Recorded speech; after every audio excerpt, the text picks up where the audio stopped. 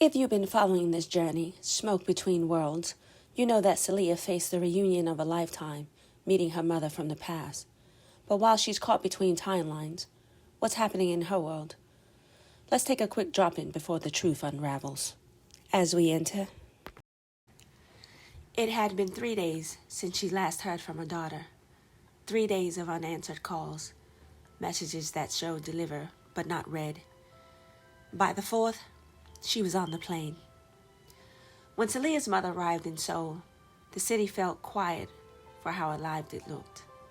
She found the apartment easily, her daughter's apartment with a neatly placed numbered door plate, and the spare key still in the small metal box above the frame, exactly where she said it would be. Inside, the air was still. Something had been burned, and a sweet smell of dried herbs lingered in the corner. Not food, not candles, something older.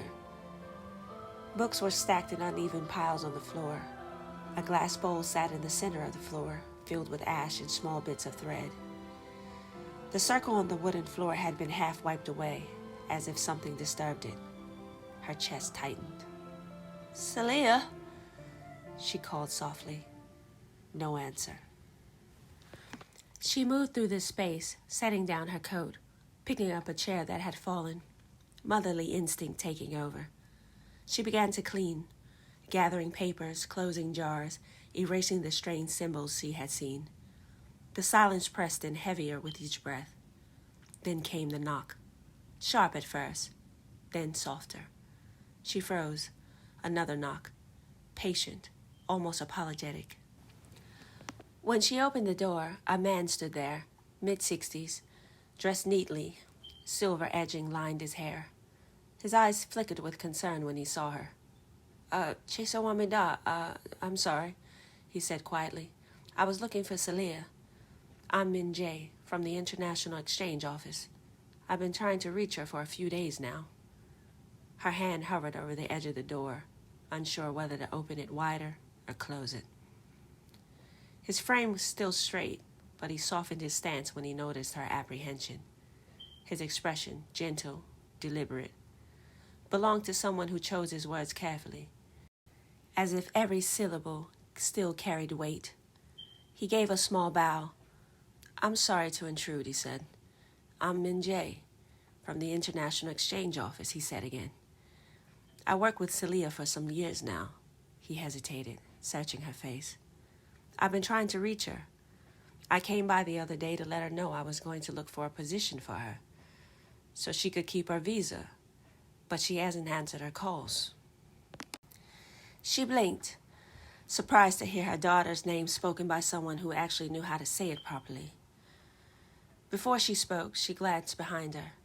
The half-cleared table, the faint chalk rings still on the floor, nearly scrubbed away. She stepped back quickly, blocking his view.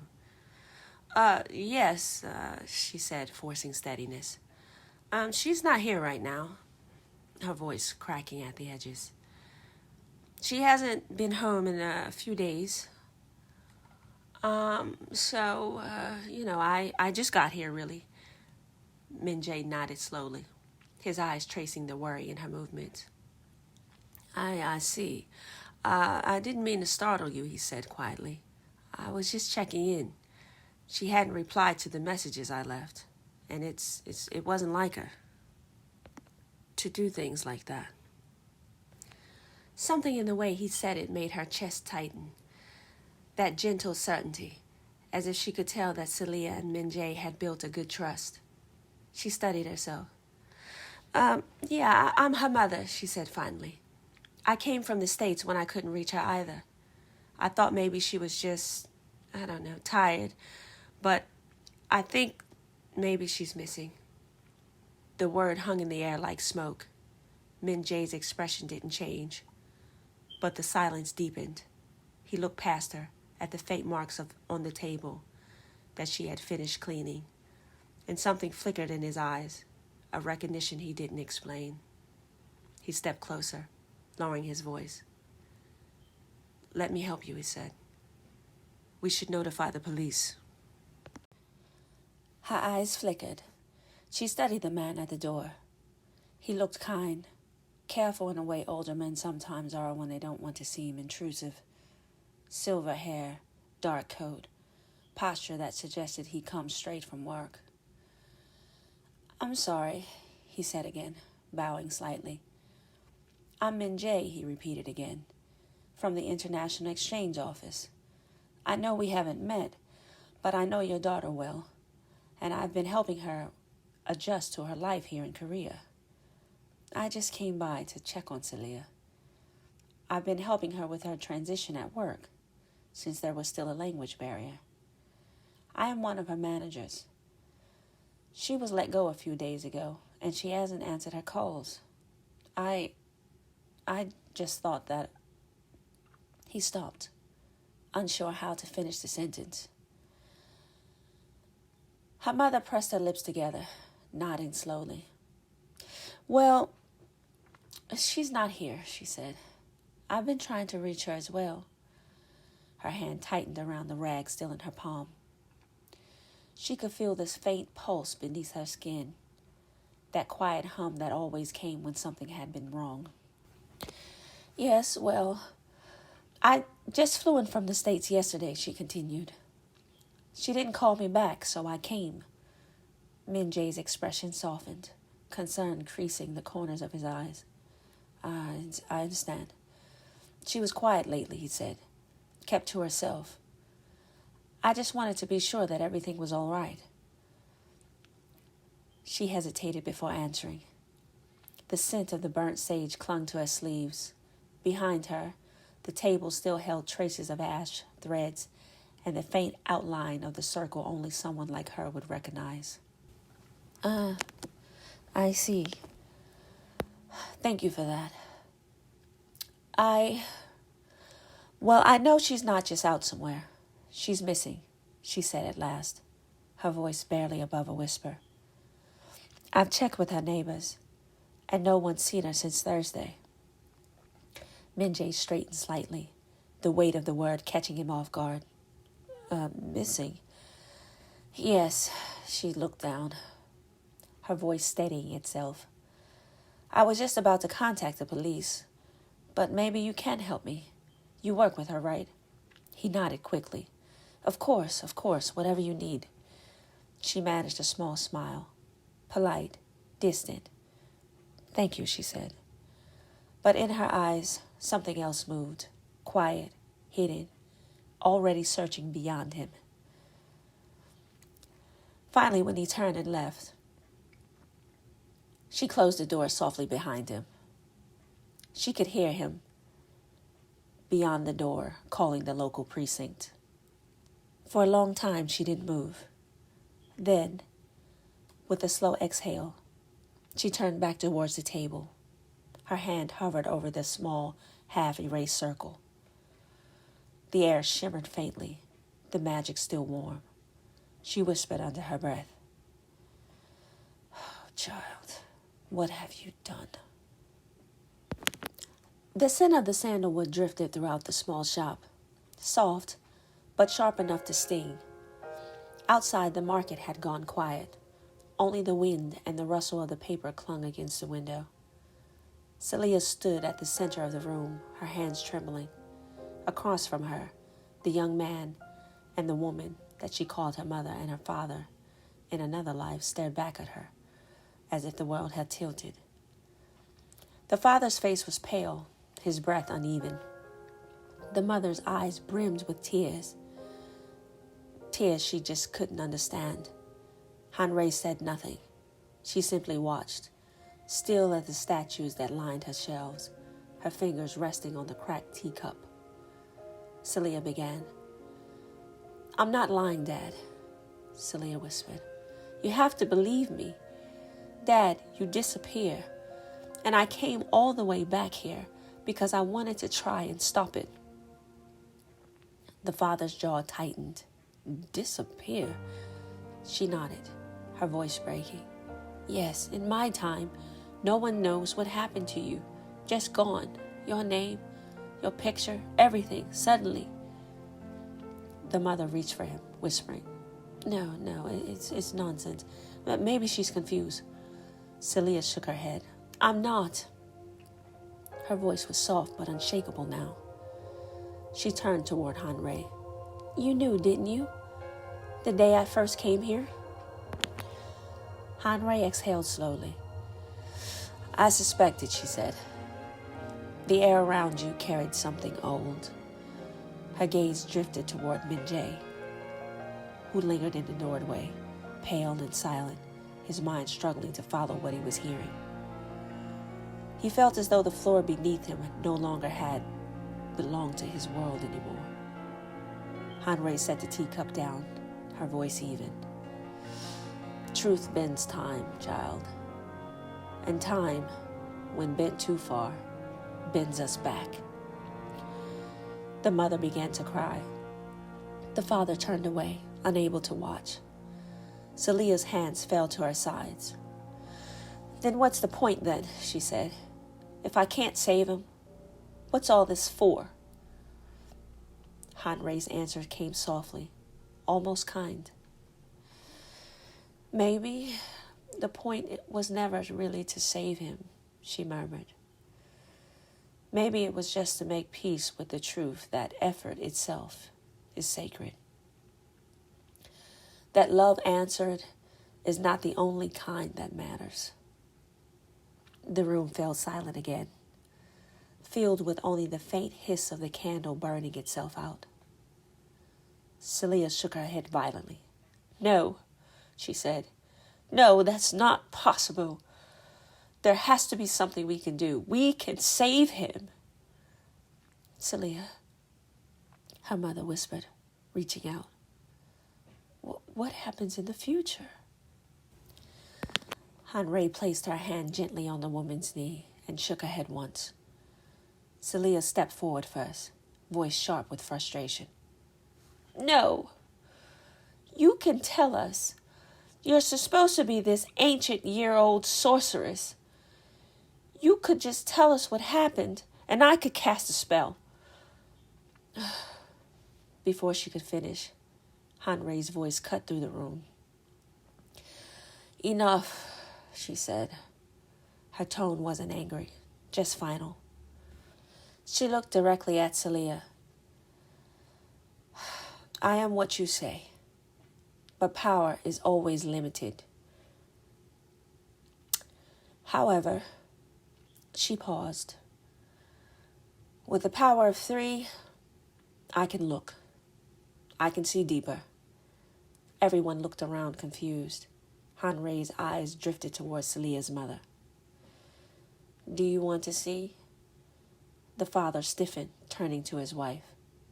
You knew? You knew something would happen to me?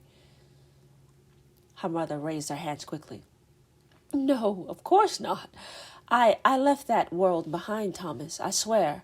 I haven't practiced in, I don't even know how long. I don't even remember. It corrupts your spiritual force. If you keep doing it, you become trapped. Your spirit can't rest, not even in death. Hanrei nodded, approving. That's true, she said. But stopping something doesn't mean you remove what you are. A vessel. Some vessels can cast with extreme accuracy, even after years of silence. It's in your blood, in Seleah's blood. She looked up at the old clock on the wall. It's nearing midnight. If you want to see what happens to him, we must begin now. Seleah looked at her father. He nodded once. Her mother hesitated. Then she surrendered. The candles were arranged in a loose circle on the floor. The room buzzed with quiet tension, thick enough to feel on the skin. Then they stepped into the circle. Hanrei took both their hands, mother on the left, Seleah on the right, forming a chain. The candle flames brightened, stretching upward. The smoke rose in thin white threads, then turned green, swirling together like a living mist. Minjae and Seleah's father stood frozen at the edge of the circle, watching, stiff like statues. Hanrei's eyes rolled slightly upward as she began whispering in a strange, fluid language. Hanrei's voice deepened as the smoke thickened. The green turned blue, colder, sharper. The room temperature dropped. Seleah's mother gripped her hand tighter.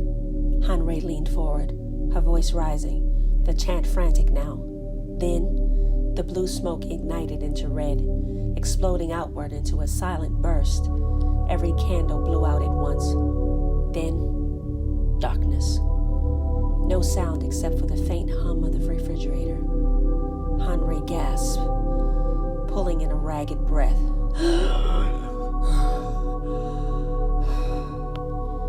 Then her assistant, startled, hurried to flip the lights back on. Seleah leaned forward. Well, what did you see? Hanrei blinked slowly, her trance fading. When she finally spoke, her voice was hollow. He didn't disappear. He died, she said. The mother covered her mouth. The father whispered. Oh, how? Minjae stood paralyzed. Hanrei shook her head. It wasn't clear. But I know this. He's not in this world anymore. She looked directly at Seleah, soft but firm. He dies 13 days from now. Seleah stumbled backwards, shaking her head. No, this can't be right. I can save him. I know I can. Hanrei stepped closer, placing her hand on her shoulder. Child, when a death is assigned, it cannot be undone without significant disruption to the fabric around it. Meaning, if you try to save his life, you'll risk losing many others, including your own. Seleah's face crumpled. She shook her head violently. I don't care about that. I'll try anyway. Hanrei closed her eyes briefly, knowing that was the exact response she was expecting to get. Hanrei leaned forward toward Rosalie. I need to speak with you, she said. Alone. The mother hesitated, then stood. Seleah's voice trembled. What are you talking about? Why? But the mother followed Hanrei into the back room without another word. Seleah sank to her knees, her face buried in her hands. The tears came slow and soundless. Her father crossed the room and pulled her into his arms, stiff at first, then tighter, his own breath unsteady. Neither spoke. Behind the curtain, the room was smaller, darker. The candles had burned low, and the air smelled of cedar and ash. Hanrei closed the door softly. You know what I mean by death assigned, she said. It can't be undone. You know that, and I know that. The mother voice broke. Then what should we do? Seleah's going to try to cast a spell anyways to stop it. You know she will. And you know we can't stop her. It won't matter, Hanrei said. The good thing is, a spell like that can't be performed by one sorceress alone. But that's not why I called you here, she added. The mother frowned. Called me? Here? Why? What do you mean? Hanrei studied her face. You asked me for something once, the day you came. Me? The woman's hand went to her temple. I came here? Hanrei nodded. Yes. Close your eyes. When Hanrei's hand reached her head, her palm touched her forehead. The room fell away. The memory came back, sharp and blinding, a younger version of herself, stepping into the same shop, grief written all over her face, a baby in her arms, her voice shaking as she begged, "Please, I just want to know if my husband crossed safely. Please tell me. I need my daughter to find peace." And Hanrei, younger too, whispering, "Then I'll promise you this." The memory shattered. She gasped, her hand clutching her chest. Then what happened?" she demanded. "You didn't keep your promise, obviously. Look at her. She's a wreck. Caught between two worlds." Hanrei's tone didn't change. "The herbs I gave you would only activate the moment she stepped foot on Korean soil. As long as she stayed beyond the realm where the spell was cast, it would not take effect." The mother's eyes widened. "So she traveled back in time? I mean, that's a bit extreme, don't you think?" Hanrei smiled faintly. "Extreme, yes, but necessary. I knew she would do anything for peace, if pushed hard enough." "And so you did." "What are you saying?" Hanrei leaned forward. "She is clever. But it never would have worked if I hadn't cast a spell on that ring you gave her." The mother froze. "What?" Hanrei nodded. "I crossed realms to keep my promise." "At what cost?" the mother whispered, terrified. Hanrei laughed softly. "It's not what you think. You'll be fine." Her tone shifted, warmer now, almost wistful. "This story could still have a happy ending. If we do nothing, if we interfere, we break the balance. She'll try, and she'll fail, and the cycle will begin again. But if she chooses Minjae, and he chooses her, she could finally have the family she always wanted. And so could he." "What? Twin flames?" the mother whispered. Hanrei smiled. "Yes. Lovers through many lives. Failed lovers, but lovers nonetheless. But this time, it could be different." "So what must we do now?" "Honestly," Hanrei said, "nothing. The cycle will unfold as it was always meant to. The moment will come, the crossroads, when they must choose each other or the lives they only know, the one filled with emptiness." She touched the mother's hand gently. "Everything is as it should be," she said. "The only thing left to do now is honor what she asks." "And what will she ask?" Hanrei's gaze darkened. "Either I will cast a spell for her to return to her time, or we will cast one for her to remain." The mother's breath caught. "And will it work?" "It will," Hanrei said softly.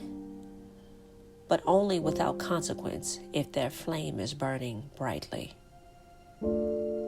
She leaned closer, her voice almost a whisper now. "That means they must both acknowledge it. The undying love that's carried them through every life." The mother's eyes shone in half-light. "And if they don't?" Hanrei looked away. "I'm almost afraid to say it. But the truth is, love will remember them, but it will not save them." The first light of dawn pressed through the thin curtains. The house was silent. Seleah laid in her bed, staring at the ceiling for a long time. Her eyes were open but distant, fixed on nothing, or maybe everything she couldn't change. She rose without a word, slipped on her clothes, and left the shop. No note, no words. Outside, the air was cool and soft. She walked until she came to a park, where the trees caught the early sun and scattered it across the grass in pieces. She stood there for a long while, the wind pulling through her hair, her voice barely a whisper. "Why won't they help?" she said to no one. "I traveled across time. I know it can work." Her breath caught, a tremor running through her. "I know I can do it. I can fix it." A tear slid down her cheek, hopelessness and doubt, heavy as the morning mist. She closed her eyes, remembering the moment she thought she could change everything, the relief, the warmth, the lie of it. Then her expression shifted. "Okay," she whispered, wiping her face. "Forget magic. I can do this the old-fashioned way." Her heartbeat steadied. He can't die if he's not there to die. I just have to keep him from going out that day. She drew in a long breath, the sun rising behind her. Yeah, she said softly. "Yeah." She started to walk, but her voice trembled at the edges. Even she didn't believe her own self. Hanrei's shop sat quiet beneath the pale morning sky. The incense from the night before lingered faintly in the air, a ghost of what had been conjured. Outside, a car idled on the narrow street. Minjae sat behind the wheel, eyes red from the night he hadn't slept. He'd been there for hours, watching the window, waiting. When he saw Seleah step out at dawn, his chest tightened. She didn't look back once. He watched until she vanished around the corner, then finally opened the car door. The bell above the shop door chimed softly as he entered. Hanrei looked up from behind the counter. Her hair was still loose, her eyes heavy but calm. "Your turn," she said quietly, motioning for him to come inside. He hesitated in the doorway. "Yes," he said finally. "My turn." "We didn't finish our talk from yesterday." Hanrei's gaze flicked towards the street. She knew Seleah would not return for a while. "Yes," she murmured. "We have time. She'll be gone for a while," she said. She gestured toward the back room. "Come." "Wasayo," she said. "There are things you need to know before she returns." The room was dim again, only one candle burning. Hanrei poured tea, though neither of them touched it. For a long moment, she said nothing. Then softly, "You were a happy child once." Minjae looked up uncertain. She continued, "Your mother told me stories. She said you were bright, full of questions, full of laughter. You and your father were inseparable. You had a dog, didn't you?" He nodded slowly. "Yes." Hanrei smiled faintly. "She said you'd run through the park together every Sunday morning. That was your place, the park." Her eyes dimmed. "Until the day your father's heart gave out." Minjae's jaw tensed, but he didn't speak. "You were the one who stopped the traffic," Hanrei said quietly. "A little boy in the middle of the road, waving his arms, shouting for someone to help."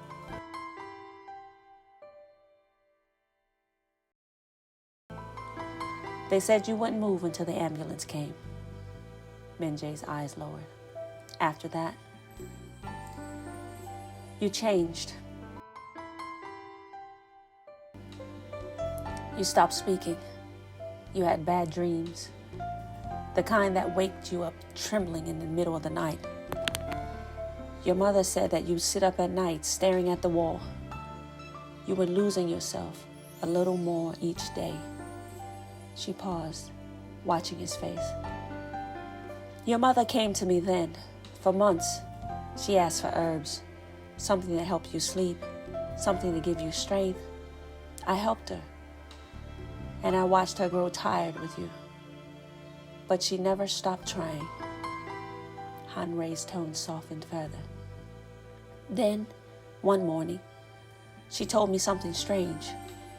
She said that she'd been sitting beside your bed while you slept, and she heard you talking. She said you whispered, "I can save you." Minjae looked up sharply. She assumed that you meant your father, Hanrei continued. So in the morning when she asked you, "Who are you talking to, my love?" Hanrei's gaze grew distant. You told her, "My princess." Silence filled the room. Even the candle seemed to dim. "When your mother told me that," Hanrei said softly, "I know what she meant." Minjae drew in a breath. What did it mean? Hanrei shook her head. "I know you don't believe in these things, and I'm not going to ask you to. You've seen what you've seen, and you know what you know. You can use your own logic to make the sense of it, however you need to." She leaned in forward. "But one thing I want to ask you to do for me. For yourself, really." She waited until his eyes met hers. "Search yourself, Minjae, thoroughly. If you care for her the way I think you do, she'll need you soon. Just be yourself. Do what your heart's been telling you to do. Don't question it. Don't think twice. Let your legs carry you to where your heart wants to go." Her voice fell to a whisper.